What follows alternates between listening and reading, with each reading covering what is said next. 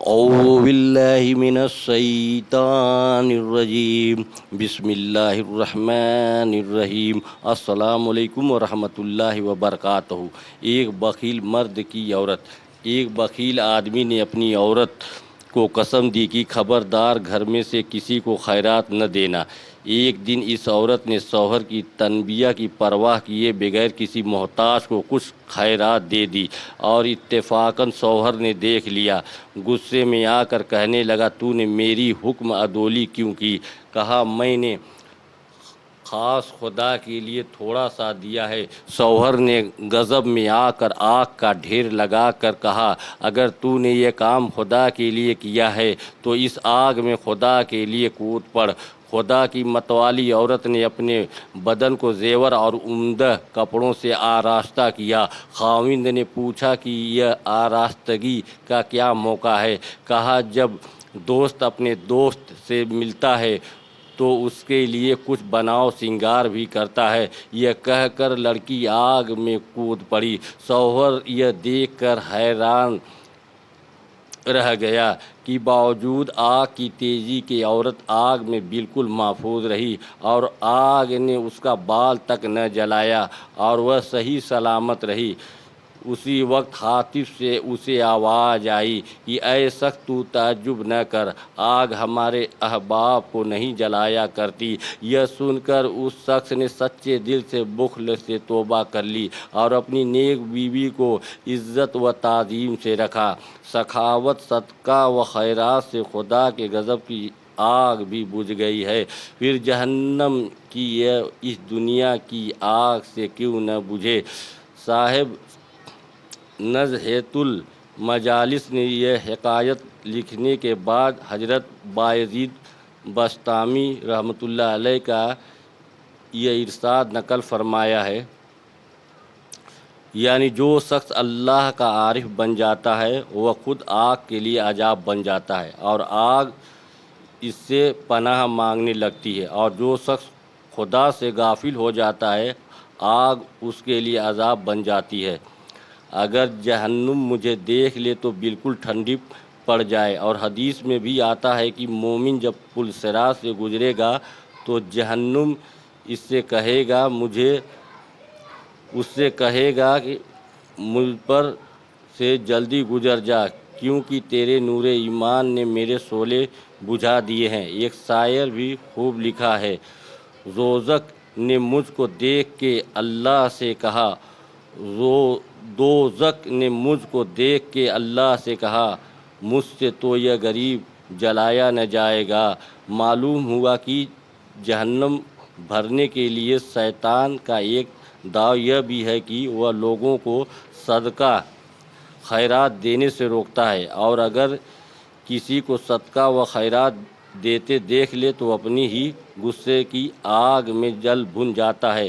یہ بھی معلوم ہوا کہ آج بھی جو شخص صدقہ و خیرات دینے سے روکتا ہے وہ شیطان کا کردار ادا کرتا ہے۔ اور یہ بھی معلوم ہوا کہ بعض مرد تو بد عقیدہ ہوتے ہیں لیکن ان کی بیویاں خوش عقیدہ ہوتی ہیں۔ چنانچہ ہم نے دیکھا ہے کہ بعض مرد گرامی کے خلاف ہوتے ہیں لیکن ان کی بیویاں گرامی کا ختم دلاتی ہیں۔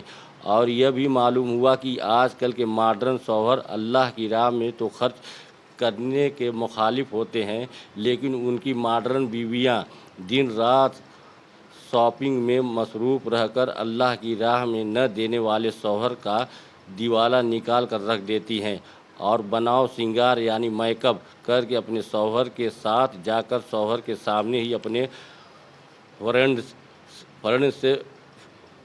سے ملتی ہیں، گویا اپنے شوہر کو رقابت کی آگ میں جلنے کے لیے ڈال دیتی ہیں۔ میں نے لکھا ہے، سر کے اوپر وہ باندھ کر جالی، مرغ دل کا شکار کرتے ہیں، بیوی ہے ہم کلام غیروں سے اور میاں انتظار کرتے ہیں۔ ایک خوبصورت عورت اور حضرت جنید بغدادی رحمۃ اللہ علیہ۔ ایک عورت حضرت جنید بغدادی رحمۃ اللہ علیہ کے پاس آ کر کہنے لگی، میرا شوہر دوسرا نکاح کرنا چاہتا ہے۔ فرمایا، اگر اس وقت اس کے نکاح میں 4 عورتیں نہیں ہیں تو اسے دوسرا نکاح جائز ہے۔ عورت نے کہا اے جنید، اگر غیر مرد کو عورتوں کی طرف دیکھنا جائز ہوتا تو میں اپنا چہرہ کھول کر آپ کو دکھاتی، تاکہ آپ مجھے دیکھ کر کہتے کہ جس کے نکاح میں میری جیسی خوبصورت عورت ہو اسے میرے سوا دوسری عورت کی طرف رغبت کرنا لائق ہے کہ نہیں۔ حضرت جنید عورت کی یہ گفتگو سن کر بے ہوش ہو گئے۔ جب ہوش میں آئے تو کسی نے اس کا سبب پوچھا تو فرمایا میرے ذہن میں اس وقت یہ خیال آیا کہ حق تعالیٰ فرماتا ہے کہ اگر دنیا میں کسی کو مجھے دیکھنا جائز ہوتا تو میں اپنا حجاب اٹھا کر اس پر ظاہر ہو جاتا کہ وہ مجھے دیکھتا، پھر اس وقت معلوم ہوتا کہ جس کا مجھ جیسا رب ہو اس کے دل میں میرے غیر کی محبت ہونی چاہیے کہ نہیں۔ سچا مسلمان وہ ہے جو اپنے دل میں خدا ہی سے محبت رکھے اور اس کے غیر یعنی بت وغیرہ دنیا کی محبت دل میں نہ آنے دے، اسی کے رسول کی اطاعت کرے اور اسی کے نظام کو اپنائے اور اسی کے احکام پر چلے۔ جو لوگ خدا کے رسول اور اس کے آئین و نظام سے منہ موڑ کر کسی دوسرے ملک کے لیڈر و نظام کو اپناتے ہیں وہ اپنے خدا کی جلالت، اس کے رسول کی عظمت اور اس کے آئین و نظام کی برکت سے ناآشنا ہیں۔ اے کاش ان پر اپنے رب کی شان ظاہر ہو جاتی تو وہ کبھی کسی غیر کے نظام کی طرف مائل نہ ہوتے۔ مولانا رومی علیہ رحمت و رضوان نے لکھا ہے کہ ایک آوارہ آدمی ایک عورت کے پیچھے پیچھے چلنے لگا۔ عورت نے جو دیکھا کہ کوئی آوارہ اس کا پیچھا کر رہا ہے تو وہ مڑ کر اس سے پوچھنے لگی کیا بات ہے جو تم میرا پیچھا کر رہے ہو؟ وہ بولا مجھے تم سے محبت ہے اس لیے تمہارے پیچھے پیچھے آ رہا ہوں۔ عورت بولی اگر محبت کرنی ہے تو میری چھوٹی بہن جو مجھ سے زیادہ خوبصورت ہے اور وہ دیکھو میرے پیچھے آ رہی ہے، اس سے محبت کرو۔ آوارہ آدمی نے پیچھے مڑ کر جو دیکھا تو عورت نے زور سے اسے لات ماری اور کہا جھوٹے عاشق کا دعویٰ میری محبت کا، اور دیکھو دوسری طرف جاؤ تمہیں آزما لیا، تم آوارہ آدمی ہو سچے عاشق نہیں۔ اسی طرح جو شخص پڑھتا ہو لا الہ الا اللہ محمد رسول اللہ اور پھر دیکھتا ہو کسی اور لیڈر و نظام کی طرف تو جان لیجیے وہ ناکارہ آدمی ہے اور جھوٹا مسلمان ہے۔ دعویٰ اسلام میں سچے ہو گر غیر کی جانب اٹھے پھر کیوں نظر۔ صلو علی الحبیب صلی اللہ تعالی علی محمد۔ ایک فاحشہ عورت۔ حضرت بایزید بسطامی رحمۃ اللہ علیہ کے مبارک زمانے میں ایک فاحشہ عورت ایک سجے ہوئے بالا خانہ میں رہتی تھی اور عیاش لوگ اس کے پاس آ کر راتیں گزارتے تھے اور اپنا دین و دنیا برباد کرتے تھے۔ ایک روز شام کے وقت حضرت بایزید خود اس کے دروازے پر جا بیٹھے۔ جو شخص بھی اوپر جانے کے لیے آتا آپ کو دیکھ کر واپس چلا جاتا، جس کی وجہ سے اس رات اس کے پاس کوئی نہ آیا۔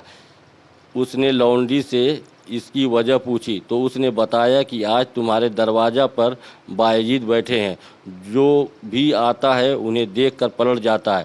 فاحشہ نے کہا انہیں اوپر لاؤ۔ وہ انہیں اوپر لے آئی۔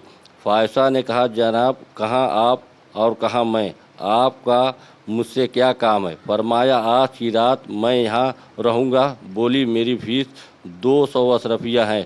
آپ نے 200 اشرفیہ جیب سے نکال کر دے دی اور فرمایا اب جو میں چاہوں تجھے کرنا ہوگا۔ اس نے کہا منظور ہے۔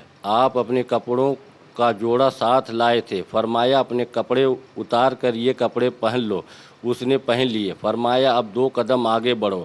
آگے بڑھی تو آپ نے آسمان کی طرف منہ اٹھا کر کہا الہی میں نے اس عورت کا ظاہر بدل کر نیک کر دیا ہے، اب اس کا باطن تو بدل کر نیک کر دے۔ پھر آپ نے فرمایا میرے یہ کپڑے اتار دے۔ بولی معاذ اللہ اب میری طبیعت وہ نہیں رہی، میں نے بارگاہ الہی میں سچے دل سے توبہ کر لی ہے، مجھے فراق کے بعد وصال غضب کے بعد رضا مل گئی ہے، میرے لیے دعا کرتے رہیے، خدا مجھے استقامت دے۔ حضرت باعزید اسے چھوڑ کر چلے گئے اور اگلے سال اسے کعبہ شریف کا طواف کرتے پایا۔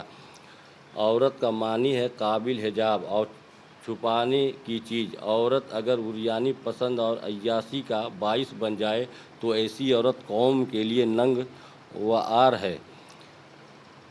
یہ بھی معلوم ہوا کہ اللہ والوں کے وجود سے لوگ برائیوں سے بچ جاتے ہیں۔ جس رات باعزید اس فاحشہ عورت کے دروازے پر جا بیٹھے، اس رات کئی لوگ برائیوں سے بچ گئے، اور ان اللہ والوں کی نگاہ کرم سے انسان کی کایا پلٹ جاتی ہے۔ چنانچہ فاحشہ عورت پر جو نگاہ کرم فرمائی تو اپنے کپڑے اسے پہنا کر اس کا ظاہر بدل کر اس کا باطن بھی بدل ڈالا، اور جس کے گرد عیاش لوگ طواف کرتے تھے اسے کعبہ شریف کا طواف کرنے میں مشغول کر دیا۔